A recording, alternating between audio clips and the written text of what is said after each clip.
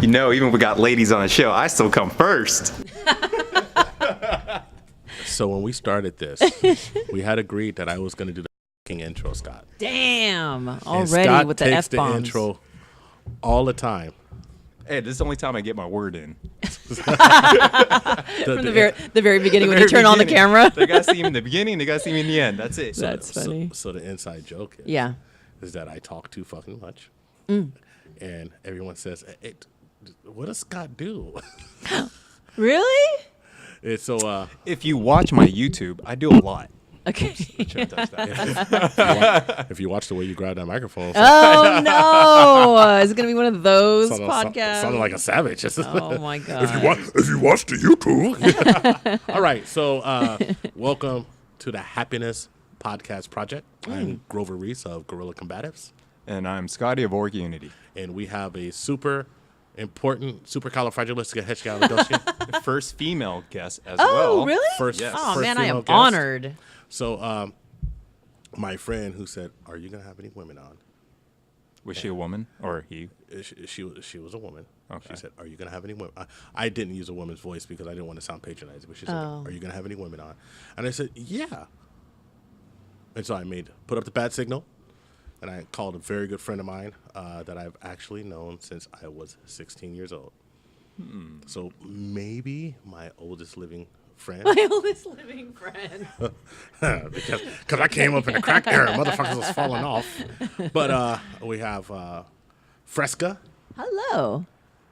And I am super excited to have you here. How are you doing today? I'm good, but when we met, my name was Francis. So it's still Francis, but you Francis. know, it is what it is. Francis. And all right, so full disclosure, I have been pronouncing, because I pronounce everything wrong. I have been pronouncing Francis's last name wrong for almost 30 years now. Oh, really? I think you came pretty close, though. What is it? I used to say Griarte. Griarte. I don't even have an L in my last name. Yeah. and so I'm sitting here and I'm like, I'm gonna do some background reading on Homegirl. I'm gonna make sure that I know what's up, right? And I'm So you're reading the the Facebook pronunciation of my last name? And I was like, word? Damn, I'm straight That ass. is so funny. So how do you pronounce it, Grover? I don't know. Try it. I don't. Why are you doing this? Try it. Talk in the mic. Inside joke. This is going to be Griarte. Yes. Griarte. Yes. Thank you, sir. Yes. Thank you, sir. Yes, which is You got excellent. it good. No, Scott be flossing with the last names. Is that what it is? Our director of photography, who we forgot to call her tonight for the pack. Oh, no. Parissa, but Scott pronounced it Parisa. because that's the way you're supposed to pronounce her name. And then she looks at me, Grover, why can't you pronounce my name right? And I was like, Yeah, well, my dictation app spelled your name Gruber. yeah, Gruber. It said Gruber. Hi, Gruber. I'm almost getting off the freeway, but it was my dictation app. Yeah, I said Grover, and it's spelled Gruber. That's because it was set in Daly City. Yeah, that's true. Gruber. Grover. Gruber. Well, Yeah. anytime I talk about your name or I mention your name, he was like, Grover? Yeah. Yeah, his name's Grover. They'd be like, It's a mental shock for a second. They got to really piece it together. they'd be like, is that Really? Is that his real name? Yeah. Government? Like no, it's my rap name. You used to rap though, right? Yes, I yes, remember. this is That was amazing. when you were living with Ben and Jason. I was living right with in Jason. the Daly City. Let's see.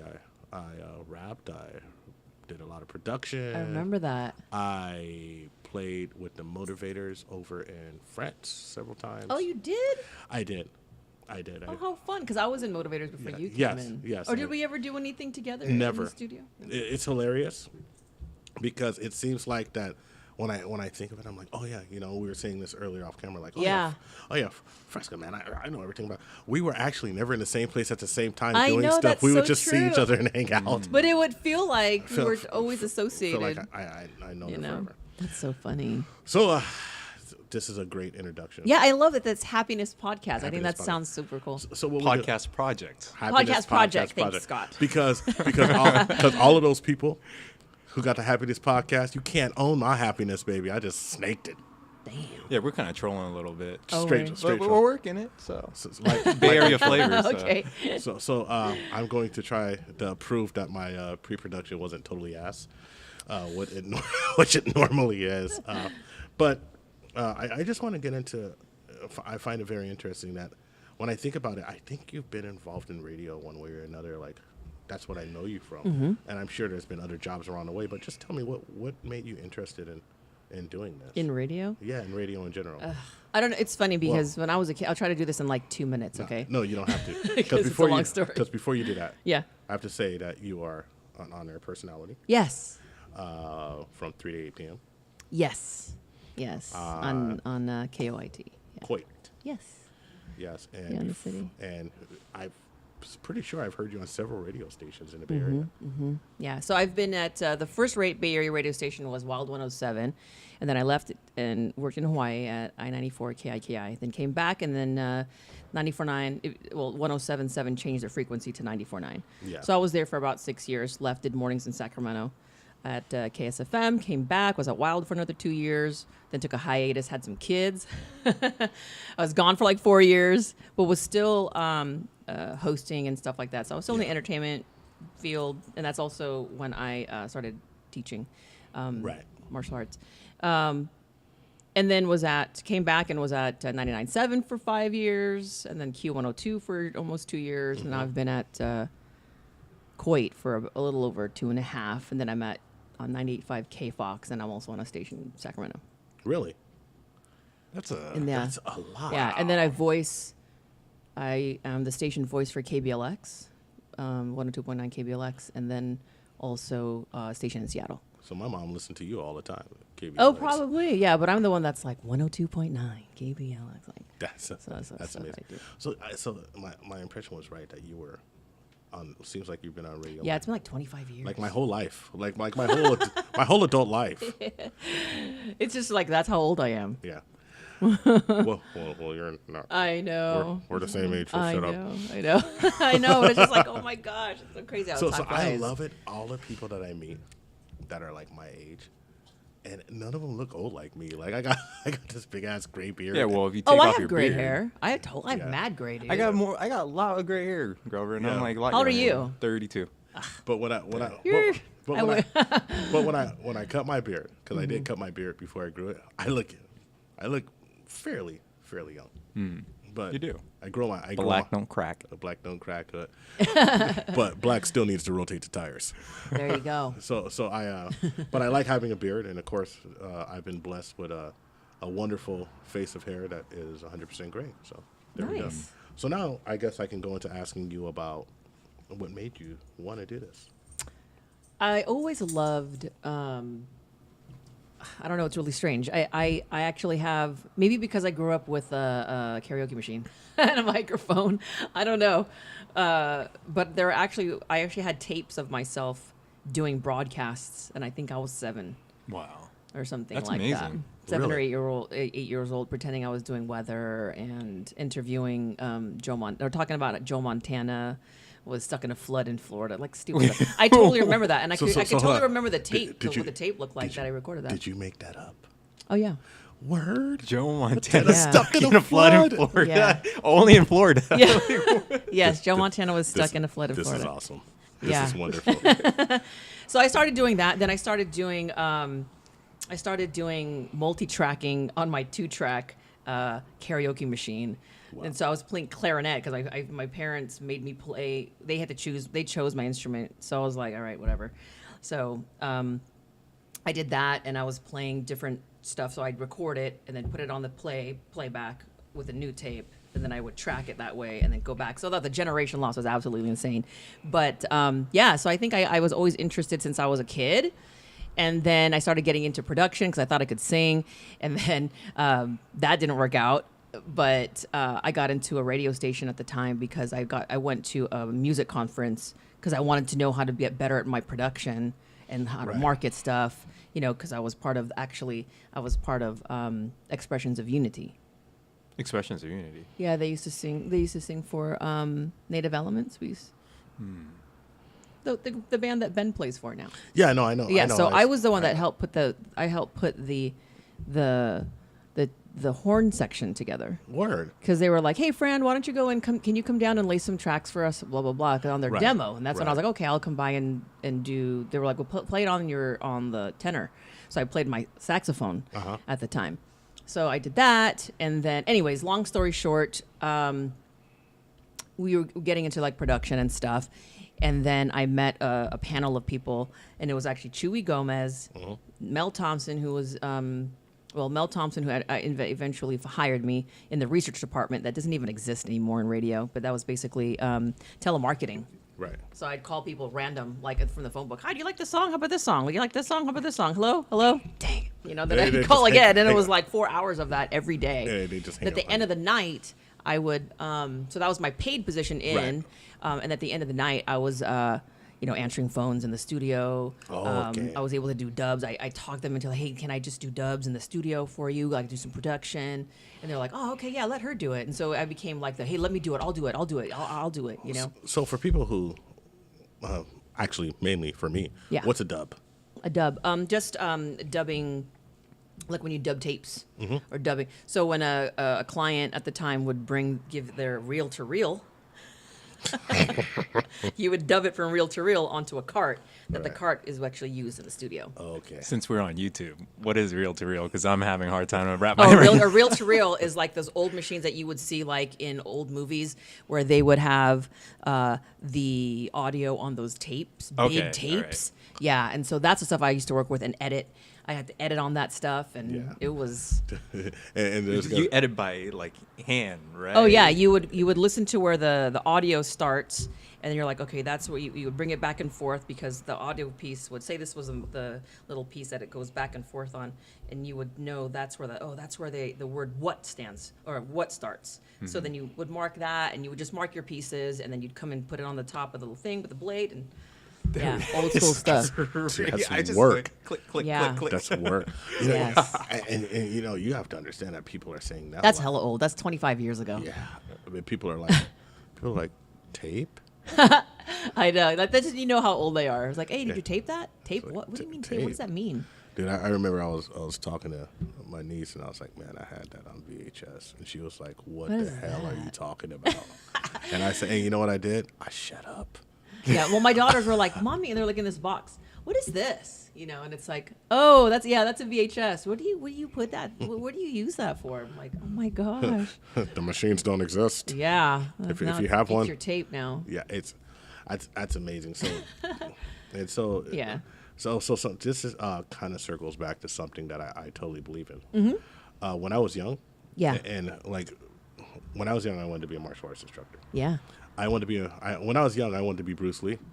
I used to even say I was going to be Bruce Black. I thought that was hella funny. I was a kid, and you know, Bruce Lee died the year I was born, and so it's not like I had a lot of input. But certain things that made me want to be Bruce Lee is because, like, first of all, he was hella cool. Yeah. My family, everybody in my family thought Bruce Lee was cool. Bruce Lee, it was very rare for a martial artist to teach black people, and Bruce Lee crossed the color line. And then as I became more and more understanding, like as far as jiu-jitsu go, why I got into Japanese jiu-jitsu was because of Moses Powell. But I would pretend to be a martial artist when I was a kid. You know, I had all of my cousins fooled. I was like, you don't know. I will piece you up right now. Really? Dude, I've been practicing this and that. And my mom used to sit there and just be like, Oh, Gruber. boy. Yeah. No, my mom was raw. She'd be like, boy, you ain't did shit, telling them all of that, right? But I kind of think that the visualization that you have when you're young Oh yeah. and the ability to go into a world of make-believe actually sets the groundwork for you to believe that you can do something. Oh, absolutely. That visualization is important, even as an adult. Yeah, well, Yeah. I literally was talking to Scott before Scott moved to abandon me to LA a few years ago. Thought you were my little brother, but he moved to LA, and I was talking about saying, oh, we got to do something in media. I wasn't exactly sure. I know I wanted to do a podcast, but I didn't want to do it with just anybody. But I had thought about it over and over again, and I knew exactly how I would want to be, and I know the things that I wasn't going to care about. Like, I know for a fact that I'm not going to care about how long something is if it's a good conversation. And I think once you find your truth, Yeah. whatever it is, whatever you want to do, and this is why we call it the happiness, podcast. Once you find that, it's almost impossible not to when you deny yourself that, it's just miserable. Yeah. I think it's just miserable. I mean, I found sure. I found it amazing that you were like 8 years old. Yeah. saying I want to say that tape is somewhere in the house somewhere. Man, that's amazing. It has to be. Don't ever lose it. I know. I gotta find it. Yeah. I gotta find it. So, well, what bumps in the road did you have? I mean, In terms of what, my career or life or let's talk about career first. yeah. Okay, because we were talking about career, so I can be semi-organized. Well, I DJ too, so I was part of a mobile DJ. So, you know, I started to get into the production part of things because I got 2 turntables and I got into like production at the house and getting equipment. Hold on, 2 turntables. You was real DJing? Yeah. Word? You just didn't have a playlist and press play? Correct. Damn. Yeah, man. It actually had a needle. I didn't have a controller, you know. That's dope. But yeah, so that's how I started, right? I started that way, and then I started to slowly build my little home studio with my little 4-track, and I had a drum machine, sequencer, my turntables, my reel-to-reel machine that I just put on there so that it looked cool, but I never used it. Never used it. Yeah, and I had Those reels are so expensive to record on, dude. no, and it's heavy. It was really heavy. That thing was It's like heavy. I just needed an ADAT. It's almost like you gravitated I never had one of those. towards this like at a young age. You already knew this Yeah, was, and I loved like electronics and stuff, and like when things would break, I'd like to take them apart. But that was also part of my growing up because my dad did that. My dad forced my sister and I to do construction since we were kids, and so we were there in his, you know, soldering stuff and installing phone jacks and outlets and doing all that stuff since we were kids. Word. So when it came to the equipment, it was like, oh my God, I love this stuff and all this electronics and sound and manipulating sound and sampling stuff and cutting it apart and looping it up and putting a beat behind it and doing all this stuff. And I loved doing that stuff. And so by the time I got to the radio station part of it, they were like, oh, you know how to do this and you know how to do that. I'm like, oh yeah, I'll do it. And there's sometimes it was just like, I didn't know what the hell we were talking about, but I was like, yeah, I could do it. And then I would call my friends, hey, dude, how do I do it? Oh, yeah. Then they would help me and stuff. Yeah. But it was one of those, like, you're hungry for it, so you're just, I'm going to find a way and I'm going to do it. Right. Yeah. Right. Stuff Because no one ever got a job by saying that they couldn't do it. I mean, it amazes me. Sometimes people are like, oh, you know, I really want to do this, but I don't know how to do it. It's like, well, why aren't you going to do it? Because you don't do it until, like, nobody walks in knowing 100% of what they're doing. Yeah, yeah. You kind of learn along as you go, you just know? like our show. Yeah, yeah, because Lord knows. Yeah. I guess that's life in general, though, really. Yeah. You know? It's What a deep parallel. It's the organic process. Scott, it's time for you to say something metaphysical. All right, Scott, what's up? What's no, up? I mean we're talking about visualization. Yeah. Metaphysical. Okay, so you're the metaphysical dude? I am, but I like to see it as practical metaphysics because there is a psychological component to metaphysics if you think of our world as subjective, our universe. Okay, so you're into all that law of attraction and stuff like that? I'm more into the cognitive behavior triangle. Okay, But I don't know what that am- is. You have to explain that. So the cognitive behavior triangle Maybe I know what it is, but... is thought, emotion, and behavior. So Okay. everything is funneled through your Okay, I thoughts, your totally emotion, believe that. behavior. Yes, so your yes. nervous system Yeah. interacts, Okay. reticular activating system. Oh, yes, I and know all what that that is, kind yes. of stuff. So, I'm like, I didn't know what that is. Okay. so I mix it in with a little bit of spirituality because Okay. I'm really a man of faith, very deep faith. Good. And I believe it radiates out into the social spheres. I So agree. our social network. You know I'm about to with you, right? I know you are. I can see it creeping up in your You're spine. like, okay, hold on. The cognitive triangle. What I do is I pray because I love the world. So I do believe in a lot of things. Yeah. Like that. I probably meditate more than anybody I know, and I different types of meditation. But I will tell you that I never articulate it the way Scott does because I always try to keep things. I'm very private and personal of what drives me. But I actually like the way Scott articulates it. But I love my opportunity to make fun of that. Well, You're like, well, as I was saying. So when it comes to visualization, Yeah. I never visualized until about maybe a couple years ago. And if now looking back at it, if I started visualization when I was 15 years old, I wonder what my trajectory would be. But obviously, I wouldn't have all these life experiences. But then when let me ask you this: were you ever involved in sports? I was. Okay. Yeah. So when you were involved in, what sport was it? Basketball. Would you ever visualize yourself like hitting the threes or doing stuff like that? Because that's part of visualization as a kid. Playing against Kobe Bryant. That was the extent of visualization. Okay, for me. but you did do it as a child, but maybe we weren't really cognitive of that being like Just tell me. leading the Just whole. tell me you didn't have your imagine that you beat Kobe Bryant. No. Okay. It never was that. It was just me just trying to get around him Yeah, because I was into dribbling. So Okay, yeah. But So- okay, I was just wondering, but you That's did it pretty then. So the whole visualization process with me was I was in my imagination a lot. I was always thinking of fantasy, comic books, things like that. I see. But never visualized about practical matters. Right. But now, with all this is happening, that is through visualization. Yeah. Very cool. That's so true. I think it's 100% correct. Even though I will take every opportunity I can to make fun of Scott because that is my embraced role here. but I will say, like, you have to, like I always say, if I can't sell it, they can't buy it. 100% in anything I do. I have to believe that it's going to happen. I have to believe it. And man, there's been times where I haven't known how I'm going to pay the rent, but I was going to get that rent money. I was going to do something. Yeah. And I mean, because that's life. And if you start taking the daydreams that you have, I think the worst thing that you could do to a child is tell them not to daydream. I think the worst thing that you could do to anyone is tell them that, or give them a bunch of medication because they're hyperactive or this and that. I mean, look, I'm not a doctor. Some kids may need medication, but I think I was hyperactive. I daydreamed. I didn't pay attention. And I kind of turned out okay. Yeah. And I think the most important thing is that I have to have that skill to be able to daydream, to be able to imagine something way bigger than myself, a world way better than it is right now, to actually make it practical and do it. Because the lack of imagination is what we have now. The lack of imagination, now we just have competition. Everybody's in competition to do something, but nobody's being creative because you can't be in competition and be creative at the same time.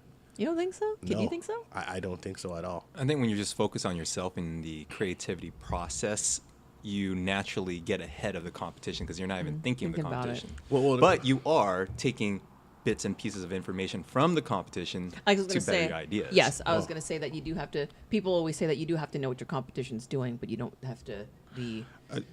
You know, I think that I've always been in, some competitive fields of life where I really had to worry about the competition, worried about a sales market, this and that. And if I just didn't care what they were doing and just did what I knew was right and morally right, not just right to make a buck, because it's usually different, by the way, that I became more creative and I made it happen. And I mean, people who work with me know that. I mean, I can be hard, I can be driven, I can be short. I mean, I don't really articulate emotions well. Why but, is that? Mainly because of. But, No, but were you always very quiet as a kid? I don't remember you being quiet. I wasn't quiet, but I wasn't really touchy-feely. I mean, I grew up seeing people get knocked out and beat up and But that's probably why. stuff, and I was just like, But that's probably why. I was like, oh, people get knocked out and beat up. All right. And after a while, you see that after a while, you're just like, oh, this is the way Kind it of is. a part of everyday life. Yeah, and so like me, But I did too. yeah. But it was different for me, I guess. Oh, you're probably a nicer person than I am. No, but that happened in my home, though. I don't know about you. Yeah, it's happened in my home. So with yeah, people but around me. and that's the thing too. Yeah. We'll I guess get into that later. Just about I'm really into like what you see as a kid really shapes your everything. Oh yeah, Everything, and maybe shapes to why you just you're kind of like meh. I like kind of just being quiet. I like kind of just doing my thing. I don't like being quiet, but I don't really Volunteer information.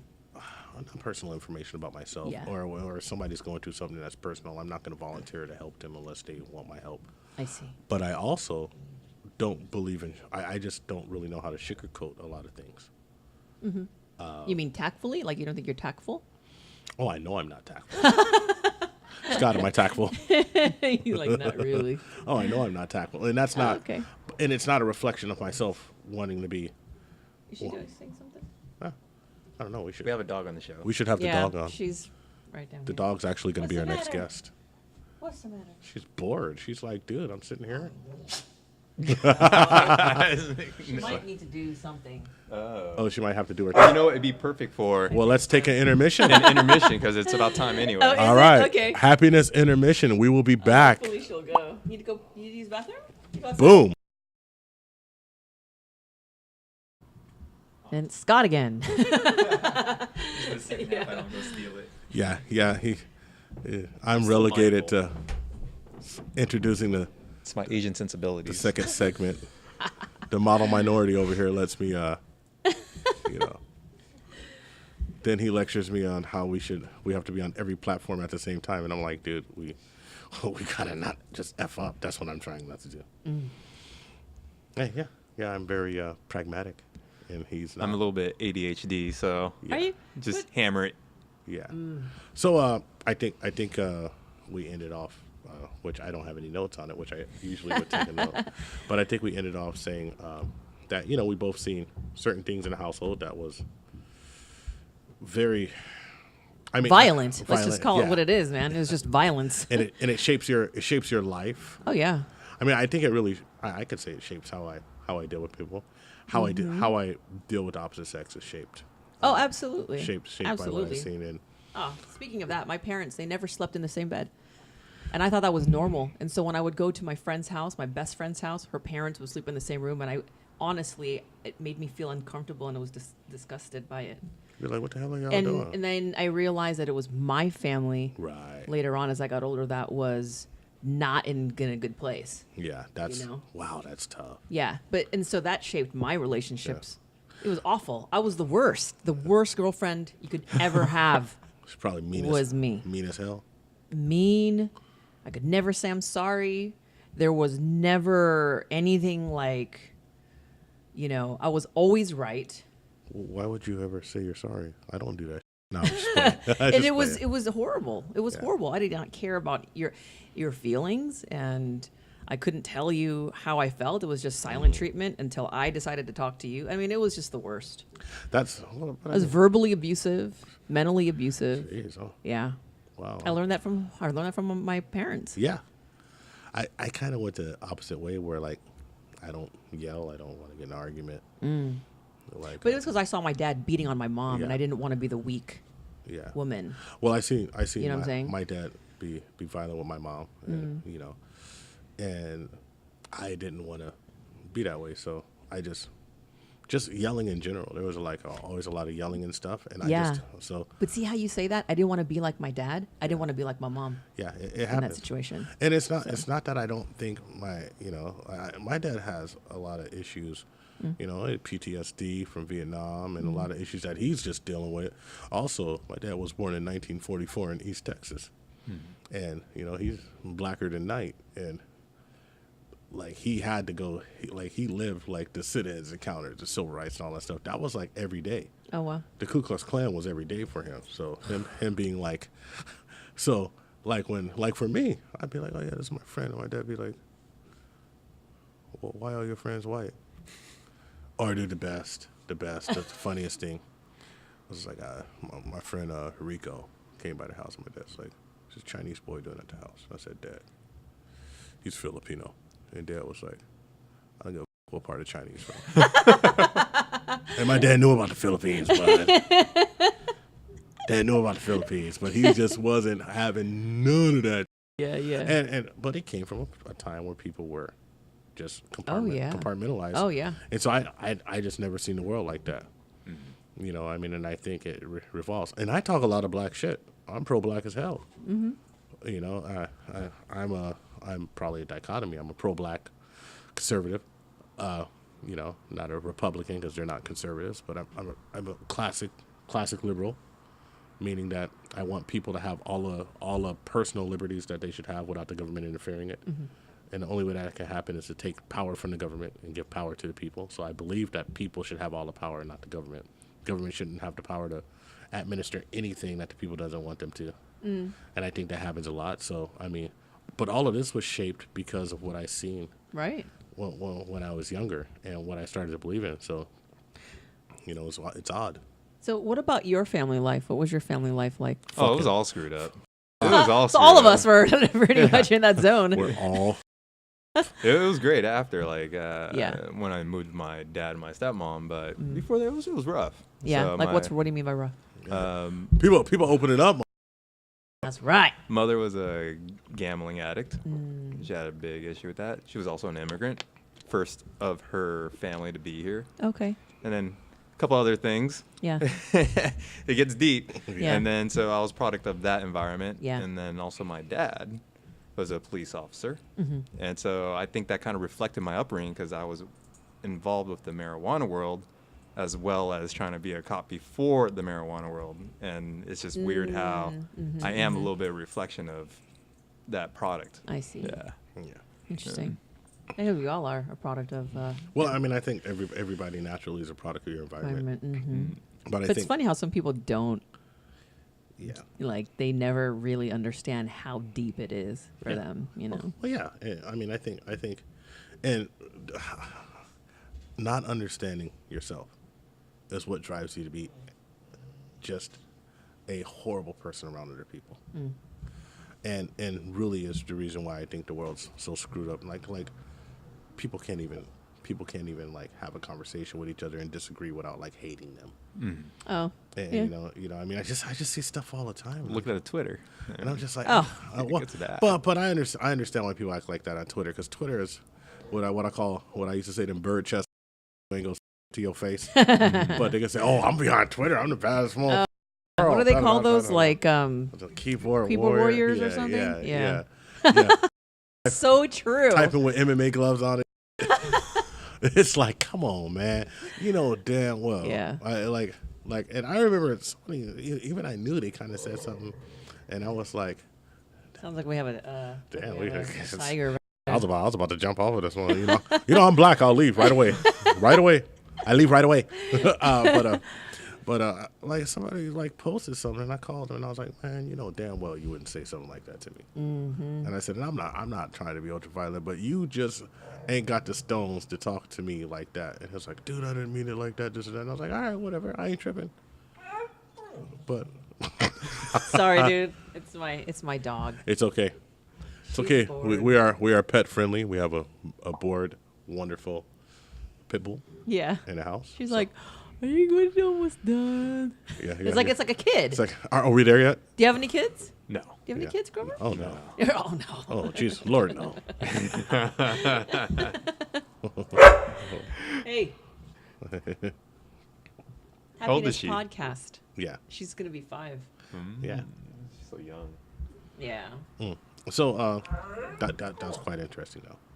That was an interesting segment that we talked about. Oh yeah. That's wonderful. Yeah. But that's also what got me into martial arts. Yes. The love of that. Like my dad and I used to watch boxing all the time. My dad used to box for the Philippines, and so I remember being 3 years old watching, you know, the Sugar Ray Leonard fights, the Hearns fights. yes. You know, all of those like Dude, Chavez fights. I mean, Duran. I am and so happy all of that. that we're from the same generation, because that's how I started wanting to box, is watching Leonard, Hagler, Yeah, man. Hearns. He got jumped in Sunnydale actually when he went to the Cow Palace and didn't park in the. He parked like by the houses. Oh, Yeah, Lord, no one I'm told like- him. I'm like, what are you doing? So yeah. It's like they don't care who you But are. basically they took his wallet and all that stuff and like jumped him and his friend, and then they dropped the wallet back off at the house like 2-3 days later. Yeah, like here. Yeah. Here's a wallet. Yeah, we know where you live, dude. Yeah. But I was like, okay. So, but then that was like my first experience with that, and we used to kind of play fight in between rounds and stuff like right. that, and he'd hold up the, you know, his hands or pillows or whatever, That's and dope. but then when I asked him if he could take me to do karate or boxing or whatever, and he was like, nope, that's for boys. And I'm Yo. like, I don't get it. I have to help you with construction and stuff like that. And then now that I want to do this is for boys? But you raised us like this. So this was Right. strange. And then I think he didn't really realize how much we were picking up in terms of his mannerisms, Yes. his manners, his beliefs and attitudes about so many different things. And so, but my sister went the opposite direction. Because she's the one that used to get beat. My sister would get beat, and my mom would get beat up. And I only would see it. Oh, okay. And for some reason, he had a softer heart with me. It was really strange. So he would do everything else except hit me. Okay. Right? He would do all of the mental and emotional abuse. Right.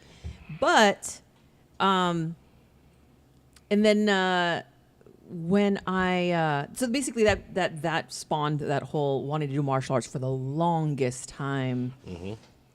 And finally, when I was able to do it, and it humbles you a lot. It humbles you a lot, which is awesome because I needed to get checked. Yeah. I needed the attitude really like checked hard. I I remember the first time I got dropped. It was one of those like, oh my God. What was your first art that you started thinking? It was Kempo or karate or What was it? If you don't count boxing at home, But like at a formal school. Yeah. Kickboxing. It's American kickboxing. Mm-hmm. Oh, yeah, you can get And dropped. then Muay Thai. Yeah, you can get dropped doing that. Oh, dude, but I got dropped in a top Muay Thai class, Yeah, and it was. yeah, you got dropped. Oh man, yeah, it was Drop with a- horrible. drop with a body. That was the first time. It was the first time it was like lights out. It was like how it really does this, Yeah. Oh yes. and then you hear nothing, and you kind of hear some ringing, and then all of a sudden that ends, and then you just hear. Because there's nothing in your lungs and you can't take any air in, and then it's all dark. And I just remember like, oh, okay, like waking up, going, you're right. I'm alive, okay. when you And then the girl that dropped me was like, "Carl, here, I'll help you with," and I was like, I'm trying to get your hand out of here. Get your hand out of there, man. help me. Once I pick my rib up. Yeah, let me get my lung. Let me put my lung back inside my chest real quick. Yeah. Nah, Yeah, it was a shot. It was a kick to the kidney. Yeah, it was really bad. Oh, and if you've ever been kicked in the body really hard, that shit really hurts. Yes, it was bad. It stops everything. It does. Yeah. It does. Kidneys and liver stop things. Yeah, then you're Liver even like more. kind of sore for a couple of days. yes. Yeah. Oh no, I've I wasn't coughing up blood or anything, so that was good. So- That was a good sign. first Thai camp I did in Thailand. I went to Fairtex Pattaya and did a Muay Thai camp, and I was super. I'd been kickboxing for like 7-8 years. Yeah. And I pissed blood that night. I got Did my ass, you? Got my It's, ass like, serious. kicked. I was looking at it and I was like, damn, I gotta have this checked out. I was like, this is bad. No. This is bad. But do they do that to just humble you, or is it just like that's just the way they train? I'm pretty quiet and humble, but it was just going hard. And like my weight class is big people. They're usually Polynesians, so everybody's a Polynesian there. And so when you get hit, you get hit. I've become pretty efficient of not getting hit, and also I've learned that right now I'm 45. I'm not going with I'm not about to go with no 25-year-olds and spar hard. Yeah. I'm looking for them. Where them 40-year-olds at? So, come on, let's and let's have this conversation about how hard we're going, and let's let's take care of each other. But every now and again I get after it pretty hard. Yeah. It's okay. I miss it. I haven't really trained hard consistently since treatment. Well, you have an open invitation to come down here. Oh, I will. I'm coming. And come down here and train Hell yeah. with us. I do want to talk about something that I have to tell you that I was super impressed with you. Because I think at the darkest time of your life, or maybe it wasn't the darkest time of your life. That wasn't actually. But wow. So there was something worse. Yeah. Because yeah. Okay. Oh, yeah. We're talking about when I was diagnosed with cancer. Yes, ma'am. Right. So cancer-free, all that stuff. Been 5 years. It was breast cancer. By the way, I'm super happy that you're Thank you. cancer-free. Me too. Super happy. Thank you. Like it was one of the things in life that I don't think I could really articulate how proud I was of you. Yeah, you were so supportive. You would just like check in every once in a while. Hey, dude. I think I would send you like because I didn't want to like send a message with everyone else like on your timeline because I was like blood. I know you, and I was like, look, you good? One love. Yeah, Go yeah. get it. But I don't know how to say much else. I don't know. No, it was good. You were like you said, you were very to the point, and I totally felt the love and the support. So it was awesome. But I was really proud of the way you handled it. Thank you. Because like a lot of times when people are faced with hard things, they crumble. And who could say anything except, well, fuck, I understand. Like this has to be, well, it's not, but it has to be like one of the worst things ever. That is that personally you can go through. Yeah, yeah. And just to see how you handled it. Thanks. So what was your first initial thought when you received the news? How did? Oh, this is how it went. I was asleep. Mm-hmm. I was asleep, and with the phone, I got a phone call. It's like 4:30 in the afternoon, something like that, and I'm like, "Hello," because I was taking a nap, and then it was the lady from Kaiser, and she said, "Hi, I'm from the breast department," or I even forgot what it was. I'm like, okay. And then she goes, okay, so your results came back from the biopsy because I had felt a lump. Mm-hmm. And it was one of those things my boyfriend was like, oh, what is that? I mean, he goes, I never see you check. And I was like, I work out 4 days a week. I don't drink. I don't do drugs. I eat well, or so I thought. What was your diet? I ate well. Oh, go ahead. It was bad. Okay. It's bad in comparison to what I eat now. But then I was like, oh, yeah, and I'm stacking like Aminovol with all of these other things, thinking that basically it's like chemicals and stuff they dump in your body, aside from all the other mental and emotional stress from previous years accumulated into that, right? Yeah. And so she tells me, sorry, but yes, you do have breast cancer. And I was like, excuse me, what did you say? And it was really like that. Excuse me, what did you say? And she said, yes, I'm sorry to tell you that you have breast cancer. And I was like, what are you talking about? Like, I just couldn't believe it. I was like, this has to be a mistake. Hey, sit down. Sorry. In the middle of the podcast. I was like, my dog is like very bored and she's growling over here. I was like, I'm sitting down. But this lady, I was telling the lady, sit down, be quiet. No. Yeah, so that's pretty much how it went down. And I think I cried for about a half an hour. Yeah. Then after that, I was like, all right, forget it. What are we going to do? And it was kind of like, okay, I'm going to make my plan. What are we going to do? And then it was like the surgery. It was like a week later. Right. And then, but later on, like I just I didn't have to do chemotherapy and I chose to do it. Ridiculous. I would have I would never do that again. But. And was it got pretty early? Oh, yeah, it was stage 1. Okay. Stage 1, and there's only 4 stages. Yeah, and so I just kind of systematically put it together. Like, I really always parallel things to sports, and because I figure you take your body through the rigors of sports and training, and I had already, it was one of those like, I've physically, I'm like, I can handle the pain. Is the emotional part and the mental part where I was like, okay, I got to make sure that I'm just good on this and I don't break down. So I was like, okay. So that's how I handled it, really, the treatment part of it. But what was harder was the recovery of it. Yeah. Of just kind of like, dang, this treatment left me with this body. Like, I can't do anything. Like, that was, I think, one of the hardest times for me. I was just amazed because I feel like I kind of went through some of the journey with you because you documented it. Oh yeah. You documented everything, and I was there like watching it. And I was just like, first of all, something bad happened to me. I'm sorry, y'all just can't know. Y'all can't know everything. Like yeah. I mean, I ain't even talking about like my. But it was therapeutic for me though. It was for me, not for everybody. But I was just amazed, like going there and then I knew. And this is something I 100% believed after, I think it was like the 3rd post I seen from you. Uh-huh. I was like, beat it. Because thank you. You were like, everything I heard from you was, I'm going to beat it. I don't think you said but I may have. But everything I heard maybe off mic it was, yeah. Everything I heard from you was like, you're going to beat it. But there was no doubt in my mind that it was. Yeah. So I was just like, this is and also I was very conscious of how I allowed my kids to see. Right. It was never like, mommy's super sick. Yeah. And, there were times where I was really tired. And my 6-year-old at the time was 6 years old. She would bring me food to eat in the morning and wake me up. Mommy, you need to eat this because you're tired. You need something. That's awesome. Yeah. And she was like, she's 6 years old, Mm-hmm. And, but for the most part. Well, who loves you more? You know what I mean? Yeah. Like 6 years old. Moms are important.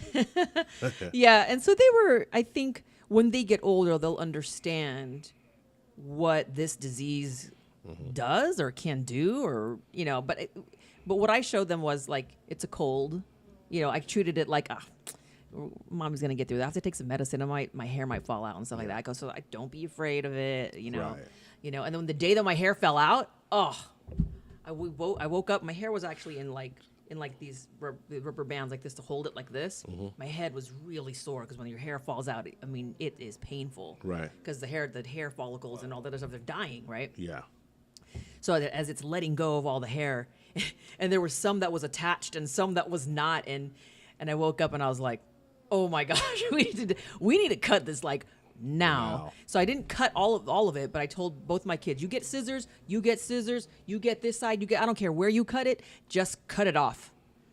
And so one of them cut like really close, and one cut just like right here. So it was super lopsided. I put a beanie on, I dropped them off at school.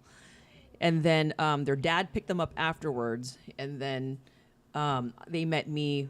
It was like a Safeway or something. Right. And I had already shaved everything off. I had gone to a friend's place. Yeah. Feel Good Cuts, actually. And sorry, it sounds like my stomach is growling or something, but it's my dog. But yeah, and so I got it shaved off, and he was very, very. Phil was really, how do I put it?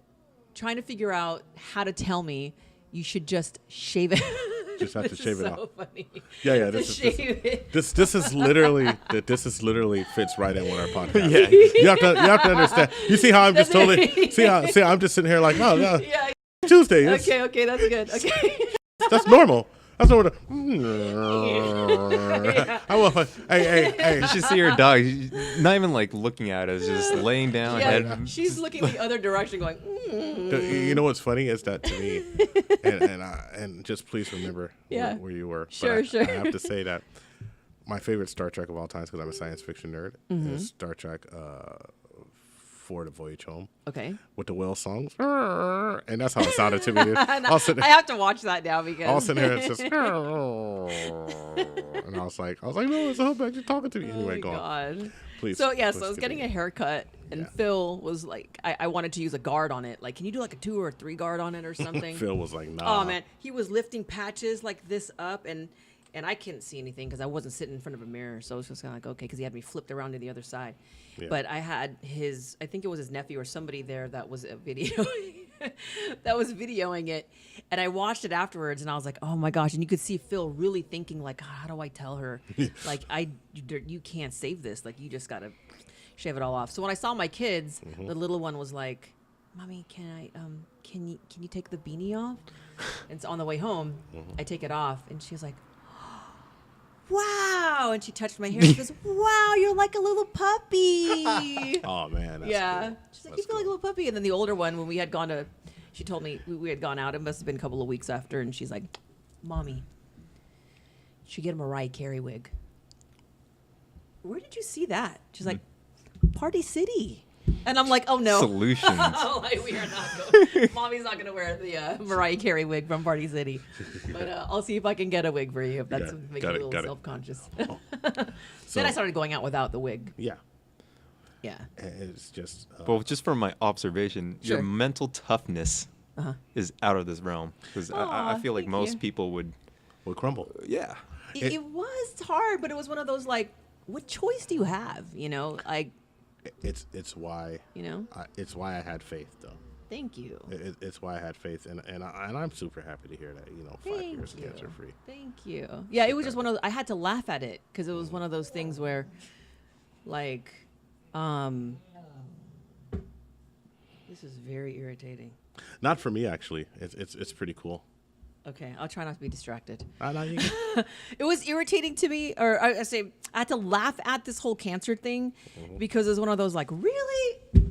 Can anything else happen? Like, this is just insane. Like, it's funny now. This is funny now because it was like I became a single mom. So my dad, it all started out with my dad passing away 6 months later. My kid's dad and I are not doing well. Right. I end up going through our second kid, like that pregnancy by myself. And then, my mother has Alzheimer's disease. Right. And then I'm like working 2 or 3 jobs, and then I lose my full-time job, the nanny job. Right. I lose the nanny job 3 weeks before I'm diagnosed. I have no insurance. And I'm like, what the hell am I going to do? Like, this is absolutely crazy. Like, if I did not find some humor out of these struggles in life, like, you will not survive. So you know. So I was like, okay. So like the day after surgery, I'm there cleaning up my mom, wiping her butt, brushing her teeth, you know, bathing her, and it's like, what choice do you have? You don't have a choice. You just do it. you know. So is your mom having Alzheimer's the hardest thing that's happened to you? I would probably say so. Yeah, I think that'd be one of the toughest things. Yeah, that, and I think just losing my dad, and then going through that really tough time of, you know, realizing the person that you are and that the things that you've done contribute to where you are. You have to take accountability for stuff in life, you know, even if some things like, okay, you know, not that other person in the relationship, that other person cannot be the entire fault of everything. You have to kind of look at yourself like, I did kind of contribute to some of this stuff. I have to say that every one of my failed relationships, was all your especially fault? the ones that exploded, is 100% not my fault. Yeah. I'm blaming it 100% on the other party. Really? Yeah. But then you tell me sometime, you told us now that that's some bullshit. Oh, okay. I was gonna say, I don't know. Like, you just said you don't like to talk about feelings, so that might be an issue. That shit is usually my fault. No. You know, it's because I'm not. You can be self-reflective and not. I mean, I'm just a matter of fact about it. Like, I mean, there's certain times that like I probably could have tried harder or something, but you know, I just wasn't. It's like I wasn't, and was the person worth it? Yes, the individual's worth it. It's my fault for not understanding the worth of that person. Okay. But then just talking about it. But you learned. Talking about it like that with somebody would make them say like you're literally talking about this like it's a operational spreadsheet, not like a human being. And I'm like, no, but I mean I think it just depends on the mental, how do I say? The mental maturity to hear what you have to say at whatever level you say it and be able to, you know, process that. Yeah. You know what I'm saying? Your editing job's going to be off the hook, dude. Is it? Oh, because the dog? Dude, if you pull that one off. Is there anything for her to chew up in here? Oh, no, but she's going to be like all over the wires. Yeah. If you pull this one off, dude, that's going to be amazing. Sorry, dude. It's okay. It doesn't matter. No, it just makes my He skills said I could better. bring my dog.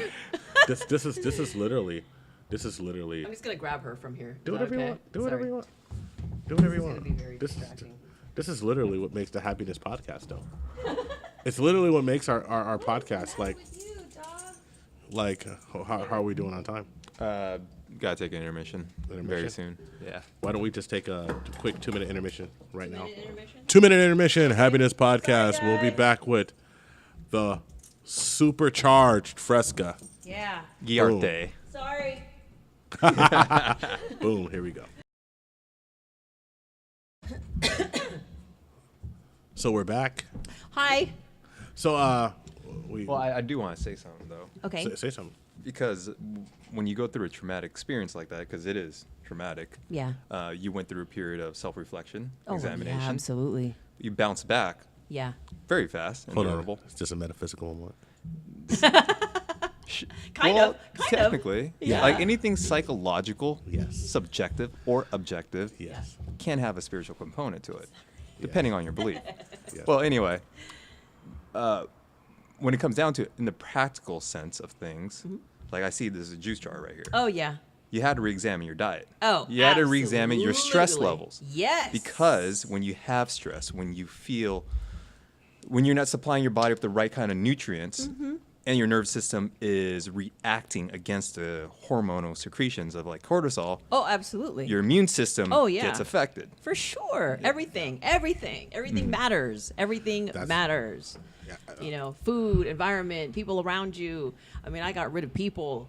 You know, it was one of those like, people are like going to be one of the worst things. Toxic people. You know, all of that stuff. What's like really it matters. bad is when you got to get rid of people that are related to you.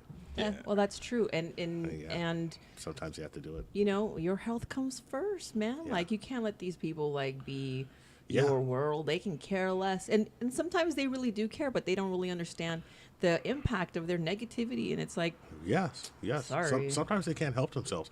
Sometimes people just Metaphysics, they're they're lower levels of consciousness. But anyway, like that's that. just, I it like sounds that. a Let little me arrogant, write spiritual that arrogance. down here. But so I will share with you some metaphysical belief that I have. Okay. Scott will love this. I'm sorry, but he's gone without saying mushrooms or peyote. The fact that you do it, there is some metaphysics in you. So one thing that I realized, since you want to talk about mushrooms, is the second time I took shrooms in the redwood forest up north. I drove up there and I felt connected to everything in the world. And that's when I felt self-reflective, and I did things like talk to people that I may have said things wrong to, that I cared about, and just in your mind or for real, like for real life after that. Oh, okay. And I apologized to him because I seen something. But one thing that I realized is that and I believe this, and it's gonna sound weird, that I believe that there's just a representation of yourself somewhere else.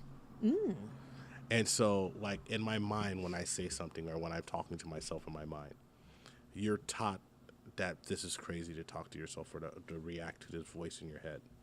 But actually, it's just a representation of yourself that may be wiser than you and letting you know. Oh, the higher what to self. do. Yes, and that is, yes. And you're like, okay, this is what it is. But my pure belief is that the higher self is probably in a different dimension that I just can't see, but it can see me. I agree with that. And welcome to the holistic development. Yeah. No, but it's just another. That's Mirakiba meditation. That's flower life meditation, and it was introduced to me by Sensei Eric Paulson. Wow, that's awesome, dude. And so Eric, He's gonna be a guest. I would love to have Sensei a guest. That would be cool. Matter of fact, I was chatting with Sensei yesterday because I'm going to send him one of my "It's All JKD to Me" nice. T-shirts. My new T-shirt. I like that. I saw that. Yeah. I would send it to him. You're small. I'll send you one. Just tell me where to send it to. Okay, dope. You get hooked up. Friends of the show get hooked up. Wow. Scott got to buy one. Wow. But that was, he introduced me to it, and then I was introduced to transcendental meditation, which you just feel thoughts that come up and the thoughts talk to you. But I also feel like that's sometimes your higher self, or maybe even something from a different place that you don't want to acknowledge coming up. So I believe in it. I just, like I say, I just don't articulate things certain ways because I grew up when you talked about that, people would think you were crazy. But I don't really think it's crazy. I think martial arts transcends so many different, like it's so many different levels of. Well, like even the art of war. I mean, technically, there's a lot of Taoist principles, which is spiritual. Yeah, but the art of war is also a violent book. But that's what I mean. It's a book of using effective violence to get people to do what you want. That's how I read it the first time. The second time, I read it about 17 times. But I think a better metaphysical book is really the Book of the Five Rings. Yeah. I don't think I've read that. Oh, I got. I think I have it. I just never read it. I have like 7 copies if you need one, because there's different interpretations. Let me ask you guys this, because everybody here trains. So, do you get? And I don't know how this is going to come out. Just ask it. But does a part of you, does it bring happiness to you? Happiness, satisfaction, like validation when you feel pain? Yeah, suffering. Yes. It makes you break through the thresholds. Because I have to overcome something. And because some people, they don't understand that. It's like, when I would tell people like, my former trainer, I'll leave him. I won't leave him. I won't say his name. Voldemort. We got another Voldemort. There's Voldemorts all through this podcast, that series that we have. So, Voldemort. He did say, which was, he did say it was a group of us black belts in the class, and he said, "Why do you think you guys are here?" Oh, because you want to get better. We're like, oh, yeah. And he's like, he's like, deeper than that. Because, whatever, just very superficial things you were thinking in our mind. And he goes, because a part of you likes the pain. Yeah. And I was like, wow, yes. And so that period of martial arts for me was manifested by the pain, the heartache, the emotional stress from my mom, my dad dying, my kid's dad and I breaking up, the pregnancy by myself, single mom, the working 2 or 3 jobs, and just going, what the man? Like, why? And so I would come to the mat, and I mean, it was literally blood, sweat, and tears. I mean, I'd be crying on the mat, bleeding on the mat, sweating on the mat, everything. I mean, it was like, that was my world. And that was where I found myself, you know, where it was like, okay, like, you know, where you break you get broken down, right? But it wasn't manifested out of anything.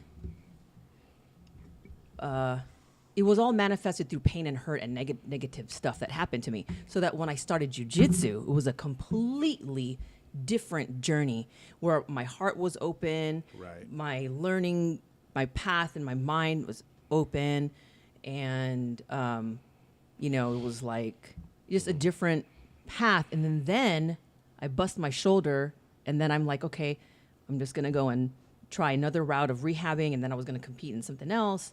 It's like, so I can come back to jiu-jitsu, and then I got sick. Yeah.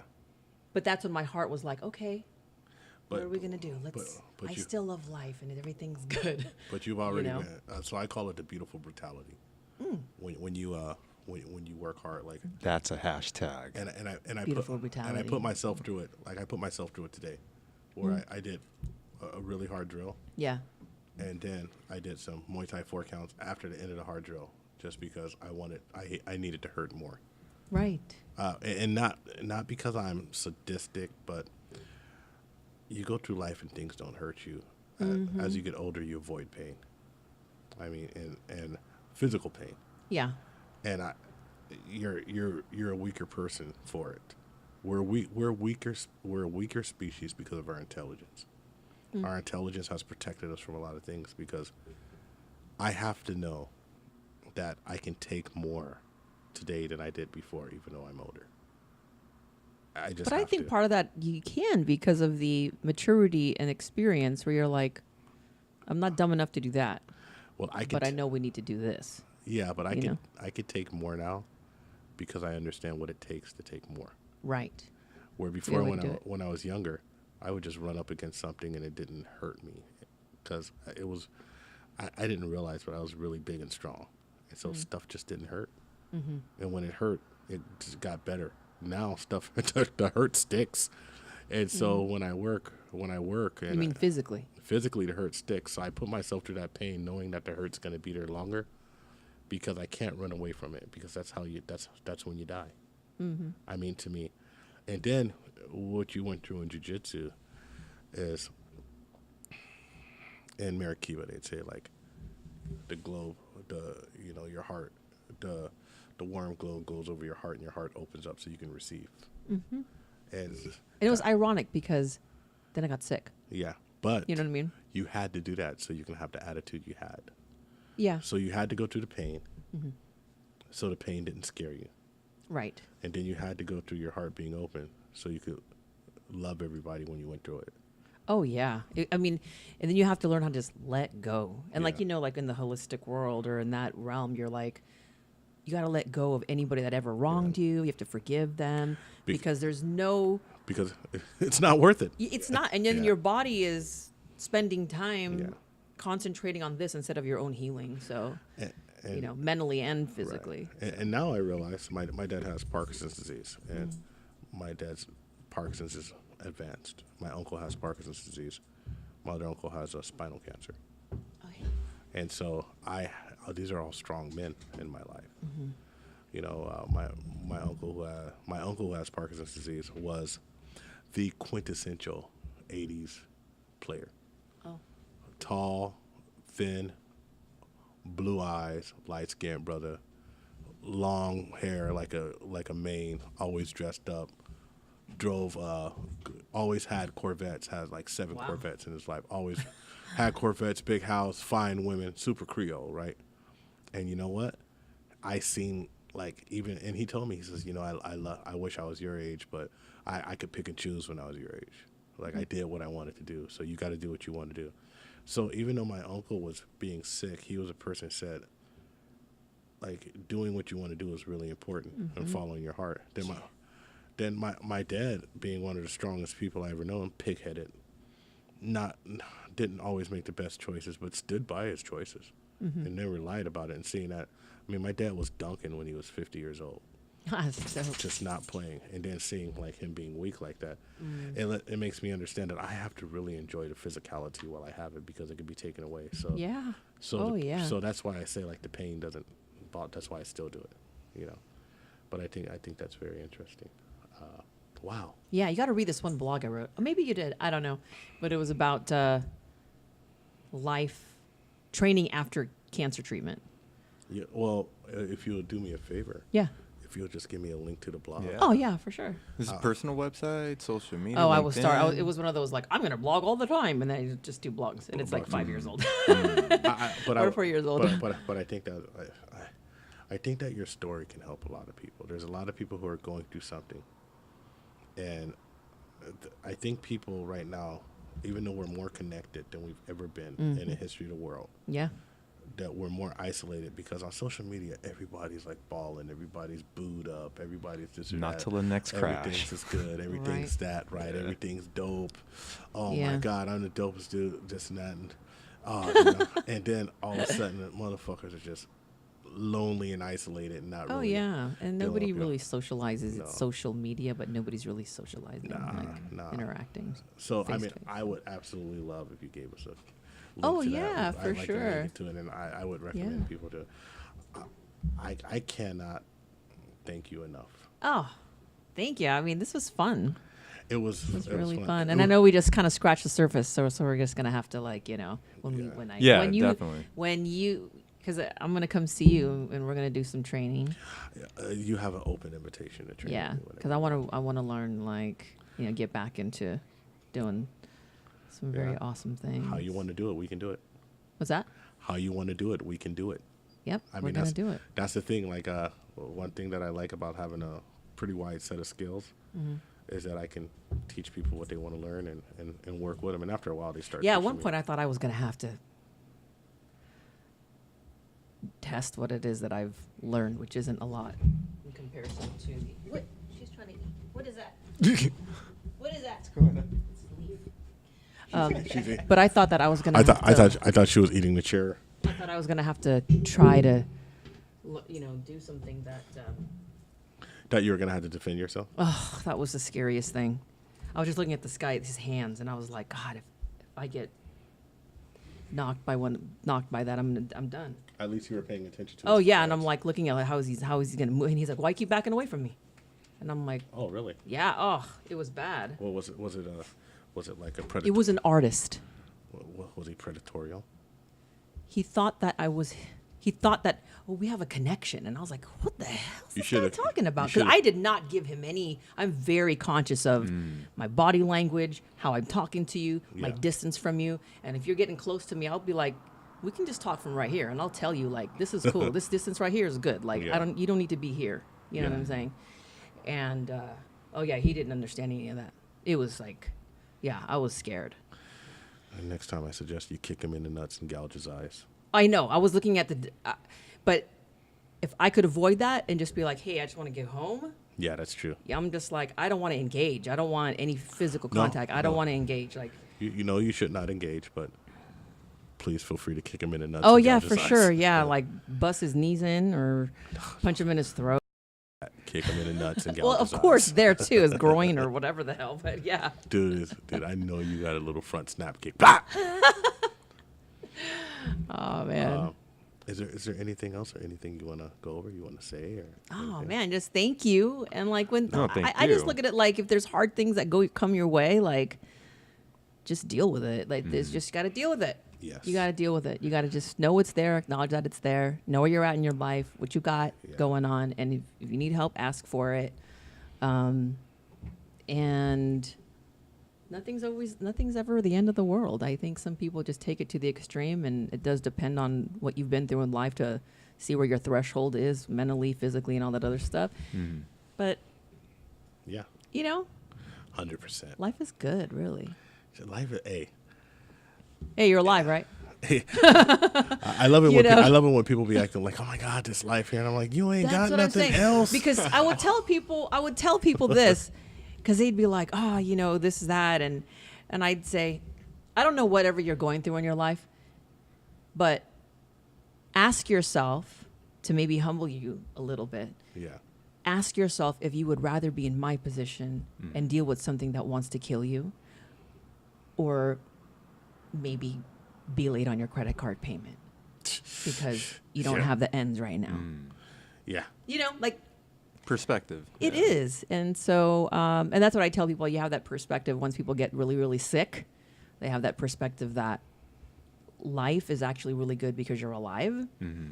So enjoy it and quit tripping. Unless it's the right kind of stuff. Quit tripping. Enjoy it and quit tripping.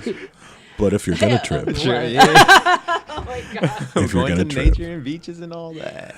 if you're gonna trip, make sure you trip well I had some bad trips. and bring some God. orange juice. Enlightening though, but Beautiful brutality. beautiful brutality. It's a Definitely. beautiful brutality. I think that is I think that's it. That's your new that's hashtag. going to That's be the title of Beautiful this brutality. episode. Beautiful brutality. Beautiful brutality. I love I think it. that fits perfectly. Yes, love it. Yes, you know, I wanna say thank you. Thank you too. Thank you for Thank you. opening up. Thank you. I- Gruber. Gruber, at the back, Gruber. Was that a Gruber. Die Hard villain? Gruber. Gruber, Hans Gruber. Hans Gruber. There we go. Hans Gruber. No, I think I think absolutely 100%. I did not expect this to go this way, Oh, which is great. cool. My questions that I had, I asked one of them and then I threw them away because they were trash. Oh, really? What's the other ones? I'll answer them real fast. It was just Like what? Like what?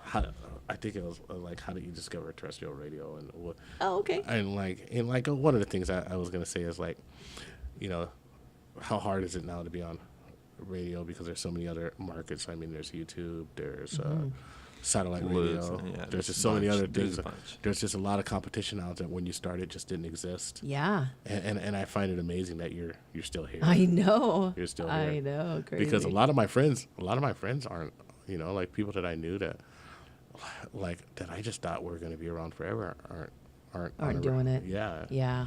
And Yeah. and you know, happy they're not doing it. I just got. I don't know. I think it was just a combination of being at the right place, the right time, and networking with the right people. No, but you have and, it. Too. And I think also not. I don't think I've ever really had an ego. Maybe I did, and was humbled somewhere along the road where Yeah. I didn't piss a bunch of people off, and that's- you know, like I didn't burn bridges, and that's probably hell of important. you know, where it's like the industry is so small, where it's like, you know, you know, say something to the one person who ends up becoming the VP of like the West Coast or something, or Everything. the East Coast or of radio, and you're like, Especially because a lot of, or like the markets kind of combine, or the radio stations companies. well, the combine. so the market, you can only own 5 FM stations and I think 2 AMs or something like that in one given company. So we just got bought. We got sold, actually. CBS merged with Entercom. Actually, Entercom bought CBS. So Entercom basically had four, I think it was 4 FMs, and or 5 FMs. I can't remember now. But CBS had, like, between the two stations there were 9 FMs, so they had to sell some of us off. Right. So they sold, between CBS and us, they sold off 99.7, KOIT.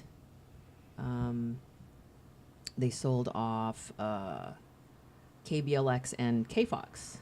So all of us became now Bonneville, San Francisco. And then they started chopping heads off. Yeah. CBS was just chopping people off. Wow, that's So I was like, cool, I'm not on that end, you know? Yeah. And then you just kind of like, all right, well, we survived this one again, right. you know? Like, okay, well, You're a friend. I'm a great nanny. If something else happens, I'm a great nanny. I can teach some martial arts to your Yeah. children. Well, you're a friend. I Of can walk your dog. you're a friend of the show, and if anything, us and our 17 viewers can help Did, you did, with. we did we have 17? well, no, we're not. No, I think. Oh. Oh, I want to go live already. Yeah. I was like, oh my gosh, hi guys. No, we're gonna start. I think probably next month we're gonna start going live. I think we do it live.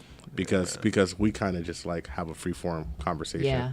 And what I want to do kind of fits going live because I don't care about anything except the conversation. Yeah. I don't care. Like, I don't care if the building could be on fire and I'd be like, shit, okay, can you get that out though? I mean, I think the conversation is the most important thing because in this day and time, we don't really stop to talk to people anymore. No, that's so true, man. And so, Yeah. and so like that's why like I remember we had this conversation. Scott was like, "Dude, we got to keep this to half an hour," and I was like, "Nah, 45 minutes, nah." Whatever it goes. I could be here for 5 hours. I don't care. I could be here for 1 hour. I don't care. I don't care if we're sitting here. I want people to have the freedom to say what they want to say. There is no censorship with us. Like, you could talk about anything at all, 100%, and I would just be like, word? Word. Yeah, well, I cool. think this one might have broken the record for Yeah, The we're- longest, all the episodes. longest Yeah. podcast? Really? Yeah. And See, this we And are then- about and then- women rights and everything. I'm just saying. And then you editing my dog. Like, Yeah. my Oh, God. that would be- I cannot wait to hear what this sounds You're like. definitely improving my skills. Okay, good. Just once again, thank you. Thank you. You got to come Thanks, back guys. too. Once we get our skills up even more, you got to come back. And I can't wait to come back. That's gonna be fun. we're gonna have a martial arts episode. I was gonna say you're gonna have me on the mat, like. Yeah. Yes. Oh, Yeah, Yes. right. I'll be recording. Oh my god. So we're pull- gonna have a pull a martial arts episode my where back out. I got to talk Seafood King into it, but it'll be like Brenda, Eric, who owns this place, maybe my friend Jason and I from, even though Jason and I, he's gonna have a standalone podcast, but Jason and I from Anaya and Eskrima down in San Jose. He's a Escrimador and a bounty hunter. Is he really? Yeah, dude, it's Oh, gonna that's be so so dope to talk to him. He's a Escrimador and a Oh man, I want to know. Does he ever use his scream out there? I'm sure. yes. Yeah, I know I think Jason. he has Yes. Yeah. Dude, here's my first memory of Jason. So I didn't know who he was. I didn't know he was a head of a system, and his Yeah. father's father's a famous martial artist, one of Angel Sabalos' original Oh, wow. gang, right? So he's a badass, and Jason's cool and not like boisterous, humble. Yeah. But obviously has skills, right? So I'm sitting there and I'm like, man, you think I did that right? He looks and he's like, yeah, he's fucking bleeding. You got him. I was like, All right, thank you. I love this person. Yeah, I was like, oh, thank you. But and then we have to figure out a way to get one of my other gurus, Rajak Bulos from Lameko Estig from LA, which I'm one of the few instructors under him. And I keep saying that a lot because I'm one of the few instructors under him. That is cool. Well, that's yeah. an accomplishment. Yeah. Be proud of that. And of course, Roger Readers. But we want to put together something. But I'd love to have you back whenever something comes up, whenever you want to talk. Okay. You can literally put out the bat signal Yeah. and just be like, I want to talk about something. And wow. we're on it, dude. Okay. We're on it. I want to get on the mat. I want to video that. Yes. What do you want to And I roll? can put that up on my little Facebook You thing. want to roll? You want to kick? You want to My kick kicking pads? is going to be bad. I probably have to stretch for a good 2 months. Just do a bunch of different compilation footage. I don't know, but if I can head kick, then Mm-hmm. you can head kick. I can still head kick. Yeah. But I can probably only do that a couple times. I was in the movie Lumpia. We filmed it we filmed it this summer and last summer. Uh-huh. And I have a fight scene with Mark Munoz. Yeah. So we'll see how that goes. That's dope, I'll dude. show it to you. I have it on my phone. That's but dope. It's funny. That's dope. Oh, and by the way, remember I told you the scene, the lioness? Yeah. Yeah, it was her What line is? that I wrote it for. What line? You wrote this little screenplay. Yeah. But Oh, you did? yeah, but we'll talk about it off camera because I don't okay. want any stress. But it was something that Cool. luckily for me, I know people who do shit, so I could probably get it made on some way. All right. All right, guys. So hold on, we have to. God, this always comes off corny. What? We have to meditate? It's our catchphrase. All right, are you ready? Remember, you're in part of the new age now, the social media new Social media. age. So I shouldn't do it because last time I did it, man, It came off racist with Aaron from Spartacor said, Gosh, he said, that sounds you bad. sound like a racist cartoon. And I a was like, white guy with blue eyes. and I was like, oh, you. All right, so you ready? You ready, Scotty? All right, Have you tried happiness? grab your slice today. Jesus, that's so corny, dude. But we should have ended our.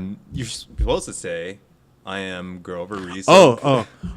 And signing off, I'm Grover Reese from Guerrilla Combatives.